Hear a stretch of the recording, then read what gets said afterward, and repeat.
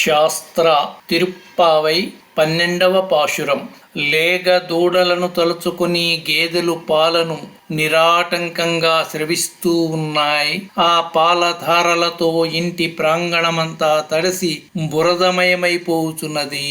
ఇంత సంపద కలిగిన గోపాలునికి నీవు చెల్లెలివైతివి. ఓయమ్మా, మేమందరము నీ వాకిటకు వచ్చి పైన మంచు కురియుచున్నను, క్రింద పాలధారల బురద చేయుచున్నను.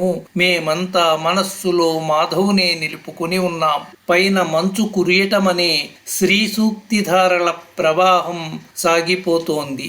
మనస్సులలో నిరంతర మాధవ సంశ్లేష భక్తిధారలు అవిచ్ఛిన్నంగా పొంగి పొరలుతున్నాయి. ఈ ముప్పేట ధారలతో తడిసి కూడా నిన్ను మా గోష్ఠిలో చేర్చుకొనుటకై గుమ్మాన్ని పట్టుకుని నిలబడి ఉన్నామమ్మా. ఆనాడు సీతమ్మను అపహరించేడన్న క్రోధముతో పరమాత్ముడైన శ్రీరాముడు ఆ స్వర్ణాలంక అధిపతి అయిన 10 తలల రావణుని మట్టుబెట్టిన వాని గుణ గణములను స్తుతించుచున్నామమ్మా, కీర్తించుచున్నాము, పాడుచున్నాము.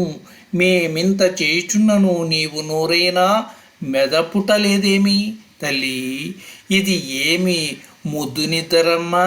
నీ గొప్పతనాన్ని మేమెరిగితిమి లేవమ్మా.